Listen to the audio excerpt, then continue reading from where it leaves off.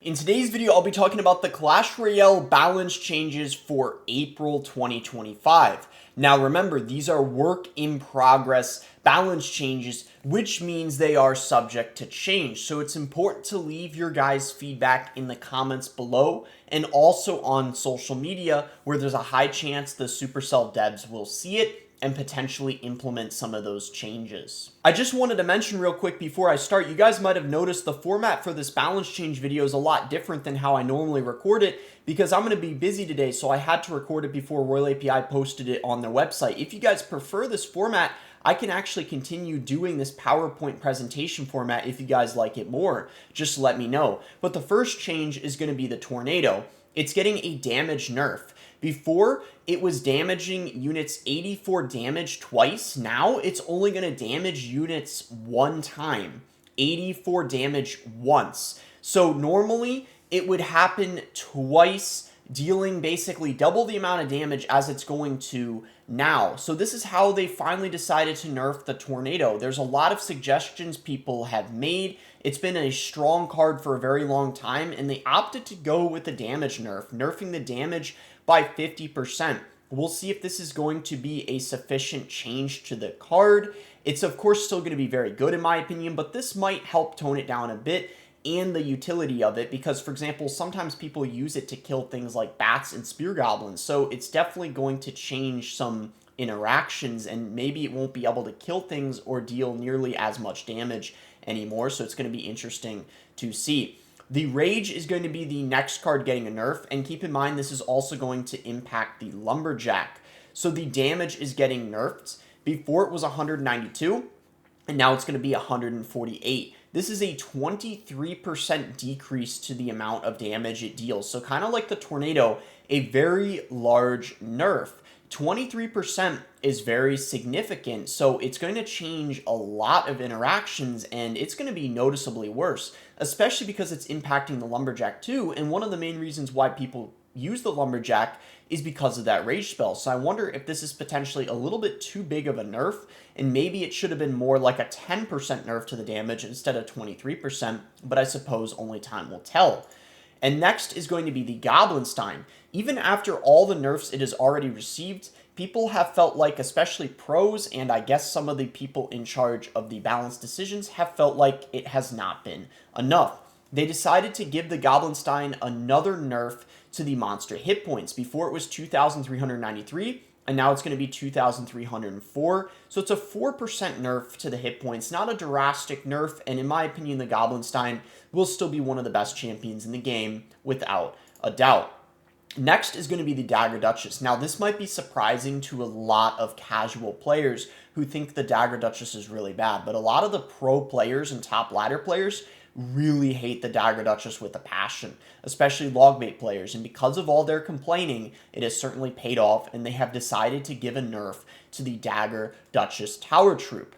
They decided to nerf her damage. Not a drastic nerf, it's going from 112 to 107, so a 5% nerf to her damage, but in my opinion, after this nerf, she might end up being one of the worst tower troops in the game again. I could definitely see her being worse than the Cannoneer, and maybe on par with how bad the Chef is currently. So I guess we'll see what happens and see if she truly did deserve this nerf that she's getting.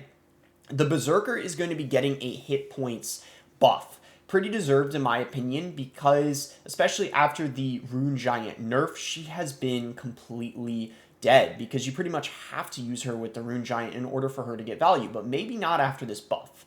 The old value was 832, and now she's going to have 896 hit points, so significantly more. An 8% difference is definitely going to be pretty noticeable. Maybe some interactions are going to change. Maybe hard to say for sure, though, because she already doesn't have a ton of hit points as is, so we'll see how big of an impact 8% has, but she's definitely going to be a bit stronger and maybe more versatile after this. The Suspicious Bush is going to be the next buff. The Bush Goblin damage is going to be increased. Before it was 227, and now it's going to be 254. A 12% buff to the damage. Very deserved in my opinion because ever since the Bush came out, it has just been pretty trash. I felt like people it seemed like it was going to be good. People got that impression it was maybe going to be too OP at the start, and then it ended up being pretty trash. And the first buff it got, where the bush moved a little quicker, clearly wasn't enough, so they decided to increase the damage by 12% to see if that's going to make a bigger impact. The Evolved Tesla, one of the worst evolutions in the game. It has been one of the worst Evos for a very long time, ever since they removed the death shockwave it got, they decided to finally give it a buff to its pulse damage. Before it was 148, now it's going to be 174, which is a 17% increase to the amount of damage it deals.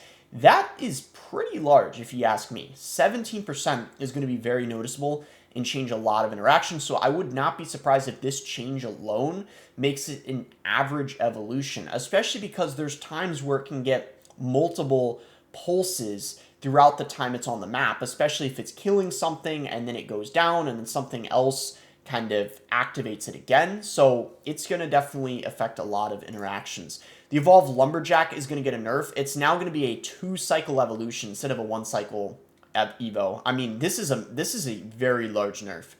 Big nerf. I think this could end up killing the card. I'm not even joking, because I don't know. I mean, I know a lot of people complained about it being 1 cycle, and that's why it was very strong. 2 cycles, though, if you ask me, I think the card's going to be almost dead after this. That's just my prediction. Although, I will say, here's what I will say, though.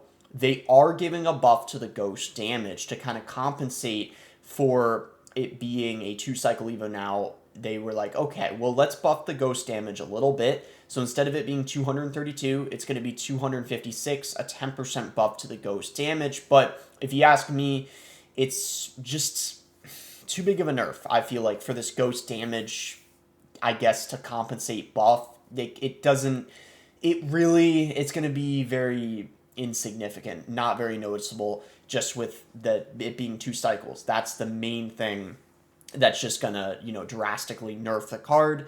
So, I mean, we'll see if it's too harsh of a nerf, but this one might be a little surprising to some people. A lot of things are gonna change after this. A lot of things get impacted because of the goblins, but this specifically, they're trying to nerf the Goblin Gang and the Evolved Goblin Giant. But unfortunately, this also impacts the Goblin Curse, a card that's already really bad. So essentially what's happening is the first hit speed of stab goblins are getting nerfed. So it was 0.4%, and now it's going to be 0.6%. It's a 50% change in the first hit speed. So their goal was to nerf the Goblin Gang and the Evo Gob Giant. That was the primary goal of this, but it's going to just kind of indirectly impact a lot of other cards, like the Goblin Curse, for example. But not even only that, and this is where things maybe get a little confusing, so you have to make sure that you pay attention. So what this also means for the regular goblins in the Goblin Barrel, as you can see, the same thing is essentially happening. Their first hit speed of the stab goblins, which of course impact the regular goblins as well as the Goblin Barrel. So of course it's impacting them as well. But what's interesting is, to compensate, they're giving some cards a buff. So you can see here, the deploy time is getting buffed for the regular goblins, going from 1.2 seconds to 1 second, a 17% basically decrease of their deploy time. So they're going to spawn quicker now when you place them. It doesn't stop there, though. That's also going to be the case for the Goblin Barrel and then the Decoy Barrel from the Evolution. It's getting a deploy time buff as well. It's going from 1.1 seconds to 0.9 seconds, an 18% increase for the deploy time. So what this basically means is the goblins are going to spawn out of the barrel quicker than they did before. It doesn't mean the barrel's going to travel quicker. That's where some people might be confused. The barrel is not going through the sky quicker. That is not at all what it means. It means once they break out of the barrel, basically, the barrel connects to a tower or wherever you're playing it, the goblins are going to spawn quicker. They deploy quicker, if that makes sense. That's just wanted to clarify that, because there might be a little bit of confusion. And then, like I said, or if I didn't already, that also applies to the Decoy Barrel of the Evolution. So this is very debatable if it's going to be a buff or a nerf to the card. It's actually very hard to say, and it's the type of thing where it's like we have to wait until it's actually in-game to know if it's a buff or nerf to the Goblin Barrel, because it might also just depend on the situation. But anyways, guys, those are all the changes. As always, make sure to leave your thoughts in the comments below and also on social media like on X, or formerly known as Twitter or Instagram, before they end up getting finalized. And also, of course, don't forget to like the video if you guys enjoyed it, subscribe if you guys are not subscribed already, and I appreciate all of you guys that use creator code BOSS to support me in any Supercell game. And thanks again, until next time, guys.